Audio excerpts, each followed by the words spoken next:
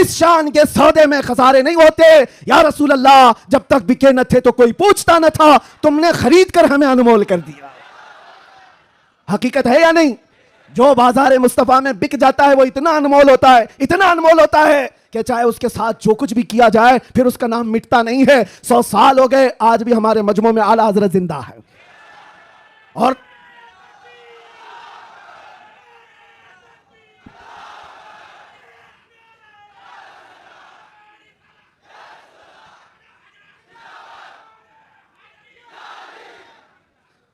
आखिरी बात, बस मैं ज्यादा देर आपको डिस्टर्ब नहीं करूंगा, कुछ आखिरी बातें।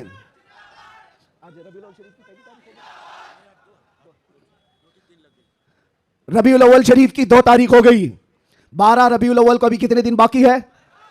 10 दिन बाकी है। और 10 दिन देखना आप कितनी खुजली कितने लोगों को होती रहती है। जैसे जैसे ईद मिलादुन नबी करीब आ रही है, आप जा रहे होंगे मार्केट में, लाइट खरीद रहे होंगे और किसी और को चुर्ची लग रही होगी। आप झंडे खरीद करके ला रहे हैं और किसी के सीने में चुभन भी हो रही होगी। ये सारी चीजें 10 दिन तक तो होती रहेंगी। इससे अंदाजा लगाओ मेरे अजीजों, हमारी तादाद बहुत कम है, हम बहुत छोटी तादाद में जी रहे हैं। हमको वैसे भी माइनॉरिटी कहा जाता है, माइनॉरिटी की माइनॉरिटी भी है, अकलियत है, बहुत सारी चीजें सुन्नियों की तादाद को देख करके। लेकिन फिर मुझे यह समझ में नहीं आता कि हर जगह इसी तादाद के लिए सारी चीजें बंदिशें क्यों होती हैं, सारी पाबंदियां बंदिशें।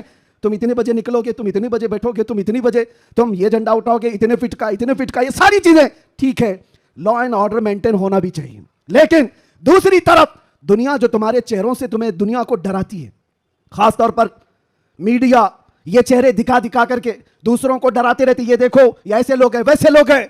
हम तुम्हारे झूठ को तो बरसों से सुनते आ रहे हैं, लेकिन उसके पीछे हमें एक बात का एहसास होता है, डराया उस कौम से जाता है जो जिंदा कौम होती है, जिंदा कौम होती है। इसका मतलब यह हुआ कि तुम हमें जिंदा कौम समझ रहे हो। हम तो समझ रहे थे कि मुर्दा है, लेकिन तुमने हमें हमारी जिंदगी का एहसास दिलाया है। लेकिन अजीजा ने गिरामी वकार, आप जिंदा कौम है, इसलिए जिंदा कौम है कि जिंदा रसूल की मानने वाली उम्मत है और जिंदा कुरान के मानने वाले लोग हैं और हय्यो कय्यूम खुदा के बंदे हैं। अल्लाह हमेशा से जिंदा है और हमेशा जिंदा, और कुरान जिंदा है या नहीं, और रसूल जिंदा है या नहीं, इस्लाम जिंदा है या नहीं। जिसका खुदा जिंदा, जिसका रसूल जिंदा, जिसकी किताब जिंदा और जिसका इस्लाम जिंदा, उसका मानने वाला मुर्दा नहीं हो सकता।